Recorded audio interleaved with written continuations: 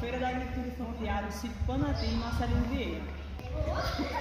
Meu nome é Tatiane, eu trouxe queijo, frutas e verduras. Meu nome é Damiana, eu trouxe artesanato, bolsas de fio de malha. Meu nome é Aurélia, eu trouxe calcinha, sabonete e reparador de pontas. Meu nome é Diego, eu trouxe artesanato, crochê e lápis. Eu sou Basília, trouxe espeto de gergelim e pamonha de forno. Sou Margarete, trouxe salgado e bolo de milho. Sou Antônio, trouxe uma mesigonha. Patrícia, trouxe roupinha de criança e roupa de dormir. Eu sou Tânia, trouxe bolo recheado, doce e de pudim. Eu sou Beth, trouxe arroz, leite, cuscuz e galinha. Eu sou Vitor, eu sou açaí. Eu sou Ana Maria, confecção e romanesco.